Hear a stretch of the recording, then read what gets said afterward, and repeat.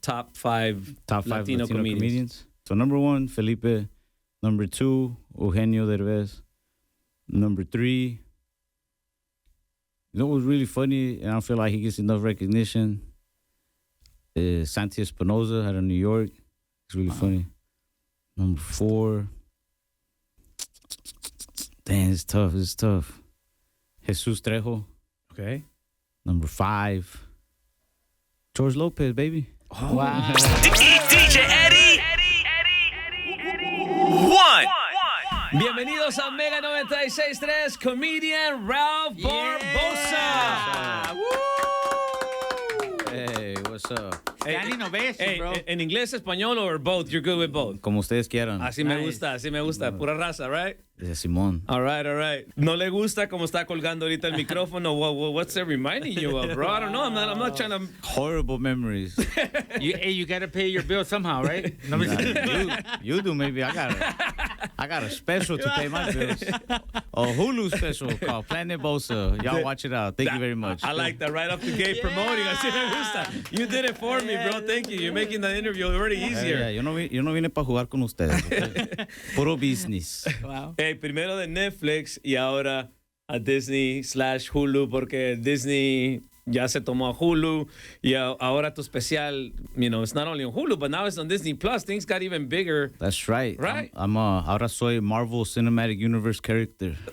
There you go. I'm part of the Disney princesses. I'm part of the whole shebang. Oh, man. Mickey Mouse made an offer that I couldn't refuse. Wow. They said, pagamos más que Netflix. All right, vámonos. Yeah, Netflix was good to me, though. Netflix was cool, but Hulu was cooler. All right. Nice. There you go. El que paga más. I'm not mad at you. That's the day. Business is business. Eso. So, hay que hablar de este especial. Primero, let's go back to your first Netflix special. So, rank one of the top ones. Yeah, it was in the top 10 for like a couple of weeks, I think. Damn, that's major, man. And I've seen you on shows like Joe Rogan, Shannon Sharp. Mm-hmm. Just a whole bunch of buff dudes. Yeah, man. Y'all were the scrunkiest, Shannon, chunkiest dudes I've done an interview with. Shannon Sharp when Shannon Sharp got you with the N-word question, I was like, man, yeah, you better answer that one right. Yeah, he asked me about OTs, but I mean, that don't really have nothing to do with me. He's trying to spark some controversy. I could ask him some stuff too, but I refrained. You didn't want to fight him back. Nah. He's I was like, let me show respect. This is his show. Yeah, man. But you know what? Now that we're talking about it, that's something that's been talked a lot lately here in Las Páginas, on the food communities, on the Food's Gone Wild, even we have talked about that, the whole N-word thing and Latinos saying the N-word. You, on that interview with Shannon Sharp, you said that you used to use it freely with your friends as homies, but not in a racist way, obviously, right? But then you said it on the interview then you realize que a lo mejor no deberías de estar diciendo eso, que ahora ya piensas un poco diferente, right? Yeah, I think as soon as a lot of us started growing up and leaving our neighborhoods or whatever, we start to realize. I feel like the only people who still say it are maybe a lot of people who maybe never really left their circles or like those places. But yeah, we never said it from like a place of hate. Right. It was more just being like young, ignorant kids. Yeah. But now that you got these kids' attention because you're that new school comedian, and do you feel you have some type of responsibility now to kind of like, in a funny way, in your own way, kind of like, educate at the same time, or it is what it is? I'm not here to educate nobody. I'm stupid, bro.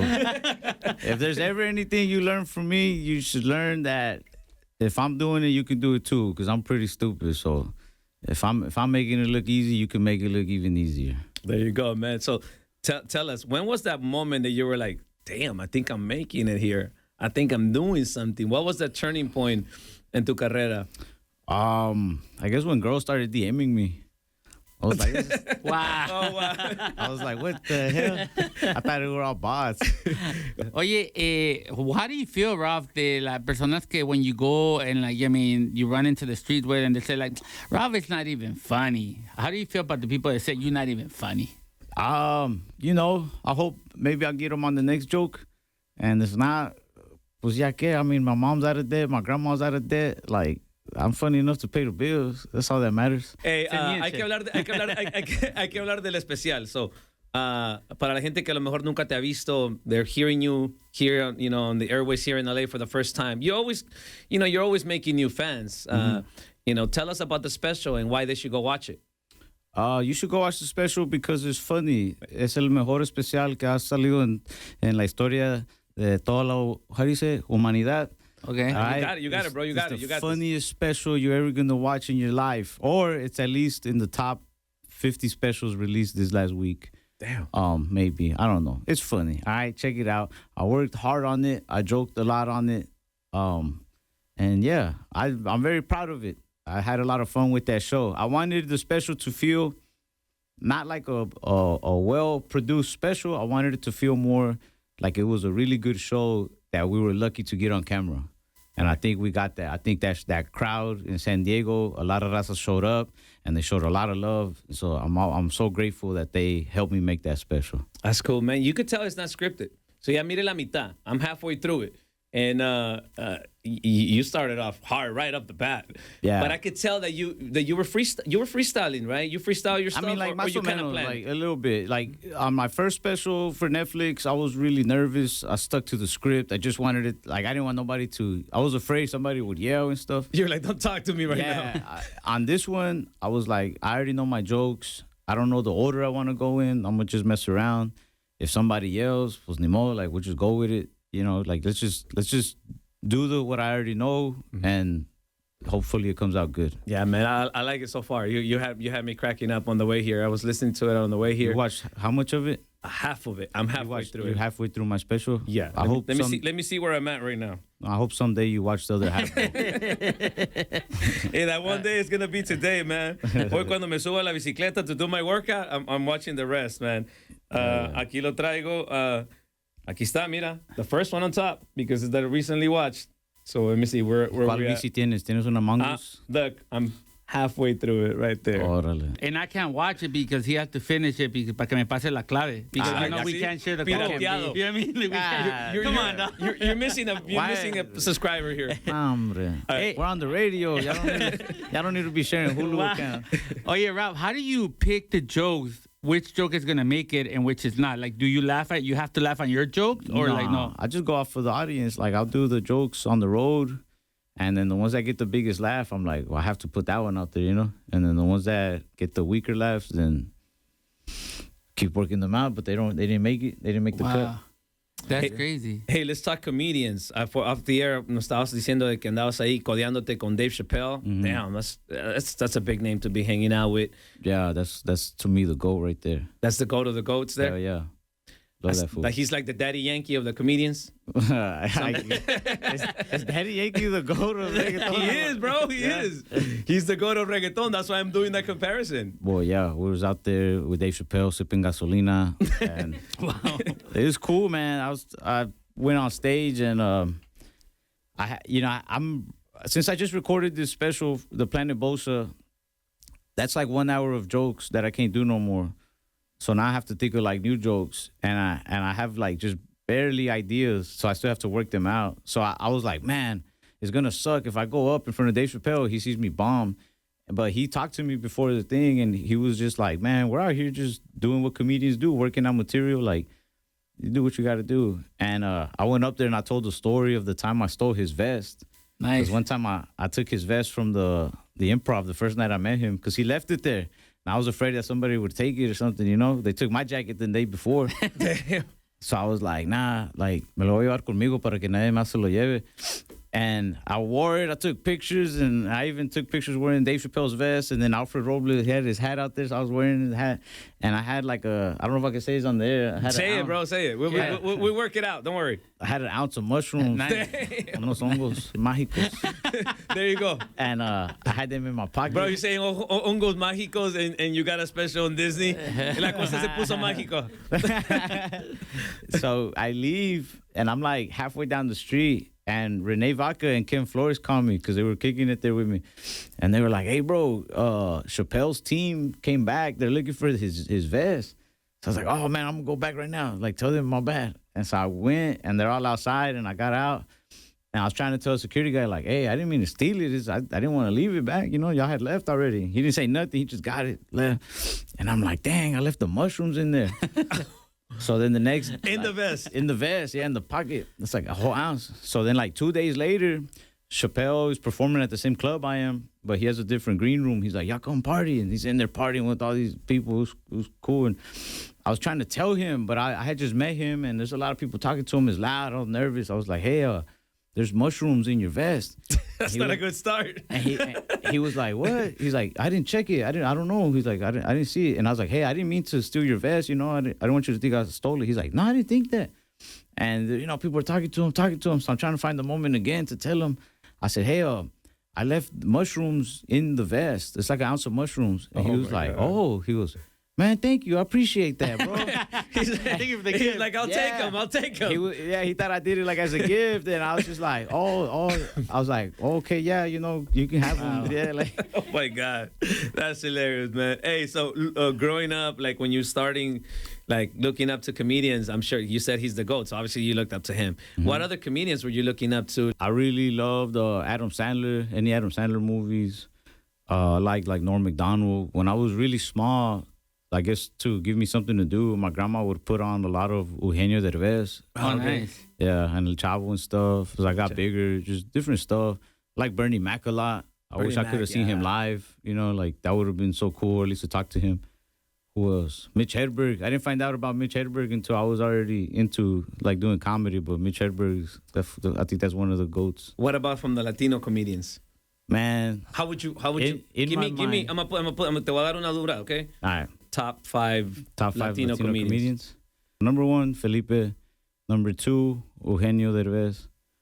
Number 3, you know what was really funny, and I don't feel like he gets enough recognition, is Santi Espinosa out of New York.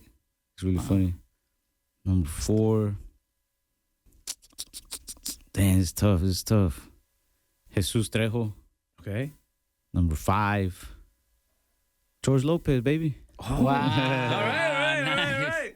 So Nice. you put him up there in the top 5. Obviamente, I'm sure you've gotten this question a lot. You're probably, fuck, I'm tired of hearing this one already. But you know that comment when they asked them about him helping out and giving a hint.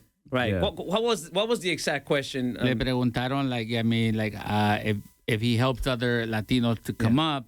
And they mentioned Ralph Barbosa's name, and dijo, who is he? He's no lo conocía todavía. No, like, I mean, he said, well, you should help him out. Nobody helped me out. And like, I mean, that's why you like. Yeah, he said a lot more cuss words. Bro. Yeah, I put it for radio play. You know what I mean? He said the radio clean version, bro. Yeah, but I don't care, man. Like, I don't care what he said. You still put him up there, and that's cool. Like, yeah, I mean, I didn't grow up like watching him a whole bunch, but I have seen his comedy, and I think like.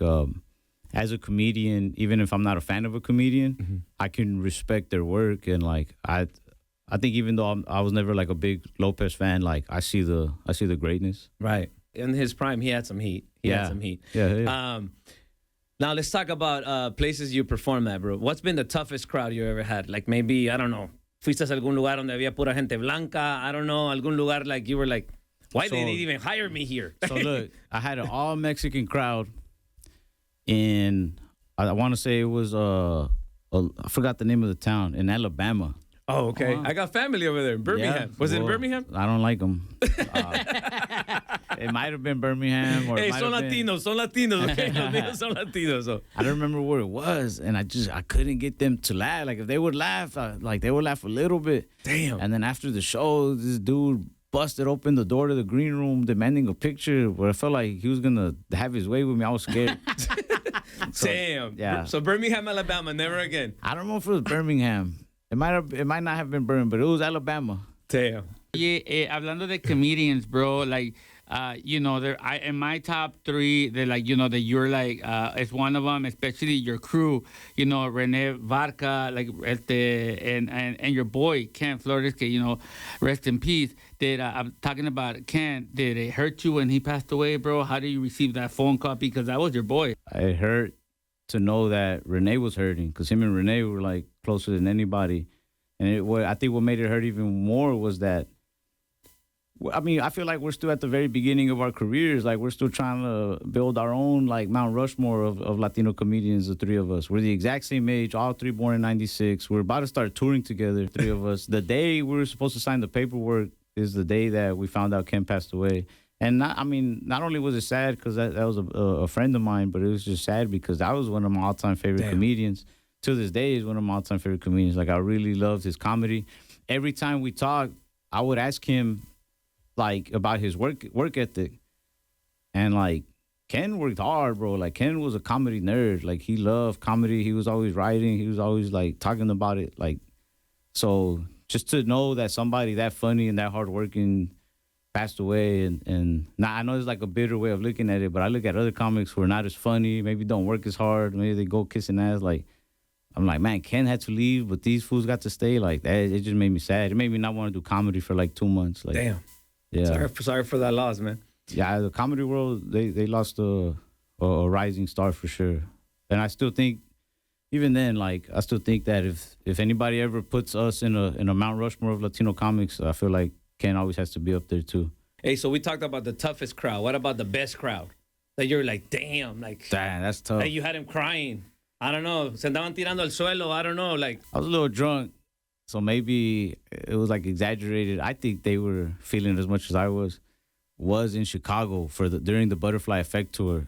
You know, we're back in Ken's hometown, and the crowd made me chug beers on stage. They were pulling me to it, but I was just messing with them in between beers and joking around and doing crowd work. And I think that was just one of the funnest shows. Chicago just always shows a lot of love, like all the cities do. But for some reason in Chicago, Chicago's next they're level. easy going, bro. Yeah, like they're cool people. how was that call when you got the call from Joe Rogan to go to his show? Was that like, damn, Joe Rogan wants me on his show? Yeah, it was cool. You know, the first call was like crazy. It blew my mind. The second call really blew my mind because first time I did the show, I didn't even have nothing to talk about. And when he called me again, I was like, he wants me there again? I was like, all right, let's go. Like, Hey, and then Shannon Sharp too. I mean, that's a big one too because he's pretty up there right now con las podcasts right now también. Yeah. What was that comedian he had recently where that blew up?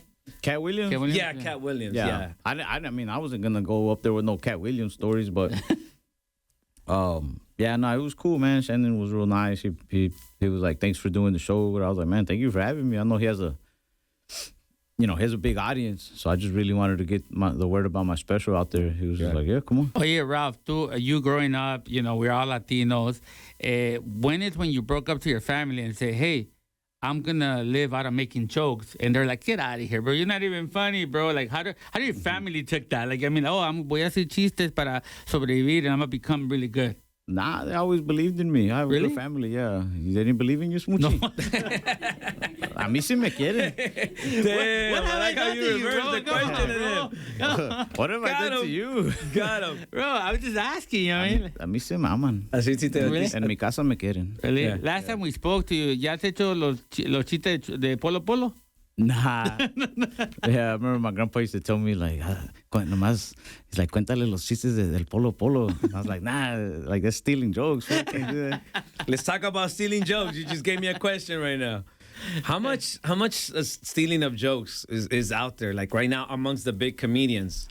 I don't think a whole lot. And I think if they do, like, Maybe they're stealing from the smaller ones, the ones that are not popular, and they don't get caught. I think the only time I've ever seen it happen is like comedians that work together end up like writing together, and then they end up being like, "Oh, I thought that was my joke." Like, "Oh, I thought we wrote it for me." Like, so I think I've seen that happen here and there, but I don't think it happens as much as it used to because, well, now graban todo, like everything's on camera, Right. So there's always proof, like. Right. Who had what, you know what I mean? Yeah. But it gets a little choppy when it's like, oh yeah, but they work together. So it's like, oh, well, I don't know, I wasn't in the room when they thought of that. Like, Right.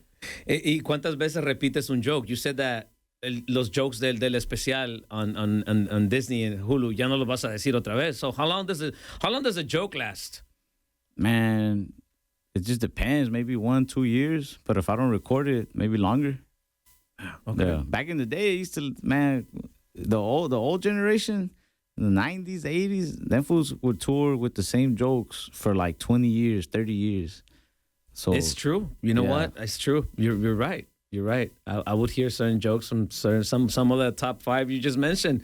Yeah, that I would you hear them over, pretty often. Yeah. So it's like I feel like the generation right before me, like you see like Mark Norman, Sam Morril, they write a lot. They write so much that you would hear their jokes kind of told again, but then they have so many jokes that it's like they would run through them quicker than I feel like the older generation. Maybe they're remixing them in a different way. Or have you ever heard a joke like maybe like, that sounds familiar, but they remixed it or something, you know? Kinda. Sometimes when you talk about like a certain topic, like everybody has a different perspective on the topic, but sometimes there's a topic that the majority of people kind of agree on. You know what I mean? Like, so it could sound similar, but it just depends on the comedian to make it their own. When you were first starting, con el estilo que traes, eres bien calmado y eres, you know, it's slow paced. It's not.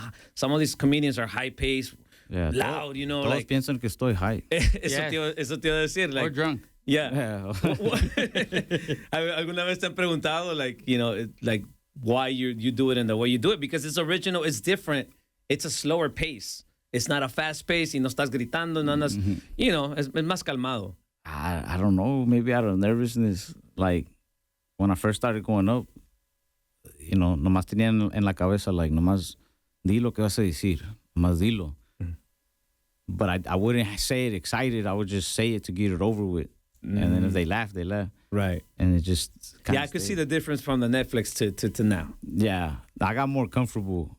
I feel like the one on Hulu, the Planet Bosa, I feel like that was my style. Like, if you go to my live shows, like, I would do that a lot. But when I taped for Netflix, I was nervous. I was, like, super nervous. I was like, just say it the way it's supposed to be said. Like, so, yeah. If you've seen my first special, thank you for watching. I'm very proud of it. But now you need to watch this one. Porque este es el que está pagando los Planet Bosa. Planet Bosa is the one where I feel like I like it more. I feel more comfortable with that one. Hey, man, so let's talk about your upbringing. Tú eres de Texas, and a lot of the jokes, you talk about guns. A lot of the mentions, you say, everybody in Texas got guns. Like, growing up in the hood, a lot of guns. Well, Tell us about that. Aquí en California le tienen miedo a las guns. I grew up down the street from the hood. So you were not really in the hood? You were kind of like borderline with the hood, or what? Yeah, like borderline. I was in the hood on weekends. Nomás los fines de semana. The hood to me was like the dad that picked me up every other weekend. Wow, man. But yeah, tell us about your upbringing in Texas, man. Was it a tough neighborhood or de veras así era más calmado? Nah, era más calmado. You know, I had his little moments or whatever, especially being like down the street from where it was like worse. But yeah, everybody had guns, and it wasn't even like a dangerous thing, like, oh, because I'm hood. Like, it's just everybody had guns. I don't know. Everybody got permit for a gun out there, right? You don't need a permit. Yeah, you just carry a gun, you know what I mean? Damn. But, I mean... Why Wild West out there? I think people looked at it like it's cool, too. But I feel like the majority of people, they're safe with it. The majority of them, they don't use it just, like, to be stupid, unless you're probably, like, some stupid kid, you know? Right. You always got some of those. Right. Y'all ain't afraid of guns out here. I know y'all got guns. No, there's guns out here, but like gente, you know, they don't claim them. You know, it's not a popular thing to say that you got a gun. That's why I was asking you about it, because Texas and California are way different. So I'm sure you noticed it. So people look at you funny if you don't have a gun. They're like, why you feel that way? Over there in Texas. Yeah, Texas. In Texas. And over here's the other way around. Yeah. Yeah. Why you need a gun? Why do you need a gun? And then people will be like, why you don't have a gun? What are your politics? They think that you're on the left side over there. Maybe. They get a little here's the other way suspicious. around. Yeah. Oh man. So what are the differences with the Latinos from California to Texas when you do a show? Now that we're talking about the differences, like the guns. Nah, when I do a show, I feel like my fans are my fans. Like, it's a certain type of people, you know. So when I do a show, it's hard to tell, like, other than how they talk. Like, when I do my shows, I feel like the same type of audiences I get out here in Cali are the same ones that I'll get like in Texas. Like, you wouldn't even be able to tell them apart almost until they start talking. Maybe you hear their accents. Or until they tell you who they voted for or something like that, right? Or that they got a too. gun or not. Yeah, that too. Lately, I don't get a whole lot of red fans in my shows, but I also don't try to make my shows too political either. Right. Make everybody feel welcome. Oye, hablando de eso, que you're really good on doing the joke de la política. Why you don't talk more about the política in your jokes? Well, I only bring up the politics if I have like a real a not like a real opinion, but yeah, if I have like more feelings about it, if I can think of the jokes of it, like I hear people bring up different politics, and I don't have it in my mind to be like, oh, I can joke about that too and that issue. Like, I've only joked about politics when like I actually have a connection with them. How true are your jokes, bro? Because you talk about like, you know what I mean? Like, it's a funny joke that you say. I guess somebody was talking to you on stage, and then you say, yeah, I can talk about it because I don't know where my dad is or something like that. You said something about your dad. Oh, maybe, I don't know. My dad, I know my dad. I live with my dad, but I grew up not living with him. Like, my dad would, I remember one time he went to live in Mexico for like 2-3 years, and I would just see him like, you know, maybe in the summer, or like when he was living here, you know, my dad would just pick me up, but then I'd go long periods of time without seeing him. But like, I have my dad. Sometimes I exaggerate stuff on stage if I think it sounds funny. But I've talked about him. Like, I think I talk about him in my Netflix. I talk about him in the Hulu. Tell us un chiste que sale en Hulu para que la gente pueda ver la serie. He's asking you to freestyle, bro, like you're a rapper. No, hombre, nada. Esto no Hey, es bro, música. because I'm asking, Véndenos uno, te lo compramos. I'm asking you, te voy a decir por qué. Porque, you know, when you're like with your friends, and, you know, llegas a una carne asada y te dicen, oh, bro, ya viene Ralph Barbosa. Hey, bro, tell a joke. Do you have friends like that? Si me dicen eso, no son mis amigos. You're like, yo no doy jokes aquí de gratis. Yeah. Aquí se venden. Yeah. Nah, but at the beginning of the show, bro, since I'm halfway through it, you talk about you being single, where you like taken for a long time, te tenían esposado y ahora ya estás libre, ¿o qué onda? Nah, well, when I did my Netflix special, I was dating a girl.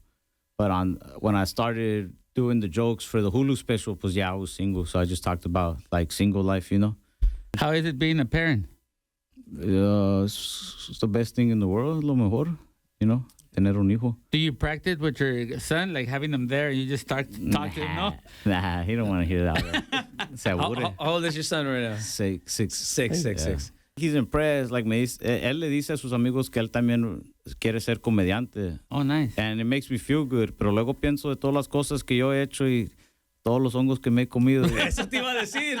And I'm like, no, hombre, mijo, mejor haz algo más, algo diferente. So ya que mencionaste los hongos, what is the ritual before a big show? Before a big show, stay sober. I stay sober before going on stage. Unless you're in Chicago, I maybe will do a shot, you know what I mean? Or maybe smoke like half a cigarette or something, just half. But for the most part, like, stay sober. Hey, bro, before you leave, bro, how do you feel? I know you heard, and every city has one of these. They're trying to clean up Figueroa. I believe that those girls working on the streets, is their body, their choice. But first, explain to him what Figueroa. Because I know Figueroa. Yeah, he's a pro. He's a pro. I've heard the stories. How do you feel los federales, they want to clean the streets, but I think it's their body, their choice. Yeah, I mean, I think that as a solution, the city of LA, the state of California, should grant you, Smoochie, custody of all these women. And they should all go live with you. Y tú las cuidas. Tú las mantienes a todas. We should open a GoFundMe page, bro. I mean, to support. He said that on the air today, like, true story. That he wants to open a GoFundMe page for them. I'm not going to open up a GoFundMe page for them, but I'm going to open up a GoFundMe page so that you can go and figure out a way to save them. Help Smoochie. We can save feed them, bro. Girls. We can feed them. Yeah, I mean, we can feed them. I'm good, bro. He thinks you're wig, bro. I think they're eating good enough right now.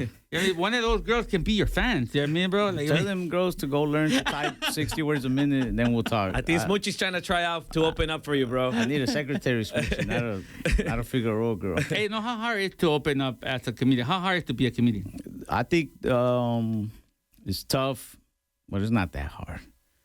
Anything you do that's going to make you a lot of money is going to be harder than most things. You know what I mean? The harder it is, the more money they're going to give you. So I think it's a little tough. But I think the hardest part is the opening comedian. Wow. The first one to go up. Because people are still walking in. Usually it's a guy who's still up and coming. Nobody wants to even listen to him. Or, you know what I mean? Like, yeah. Or if it's a girl, then a lot of guys be like, it's a girl. She's not even going to be funny. So it's really hard for them. So, like, shout out to big ups to the girls. Everywhere. They got it harder. Hell yeah. They Okay. That's crazy. Okay. do. The fans hate on them and older comedians hate on them. Just don't tell any jokes that you're going to say right before you open up for me. That's probably what you're thinking. Like, just don't kill any... no? Nah. No? Every good comedian or great comedian they ain't gonna tell the opener like, hey, Stay don't away say from this, this, don't stay say away that. from that. You go out there, you do your job. If I can't do my job after you, then I don't need this job. Damn, man. Hey, you want to get your laugh on? Go watch Ralph Barbosa's special, man. Hey, man. Thank you for... Planet Bosa on Hulu. Yes. Hey, man. Un aplauso para Ralph. Yeah. You're dope, bro. Hey, man. Hey, you gave us a lot of morning jokes. A lot of people are gonna go to work super happy this morning listening to you. So yeah, go watch it. We need to pay bills. He needs to pay bills. Disney Plus, Hulu. Yeah, what else? What else do we need to promote for you, man? I'm on tour, the Being Without a Cause tour. There you go, man. That's crazy, bro. Hey, we Thank see. you. Big ups to Ralph Barbosa, que Thank vino you, con Ralph. nosotros Thank hoy aquí you. en Mega. Hey, every time you're in LA, you gotta come through, man. Yes, We had bro. a good time with you, man. Come through. Appreciate you guys. Yeah, Don't man. forget the front row tickets. DJ Eddie. 1.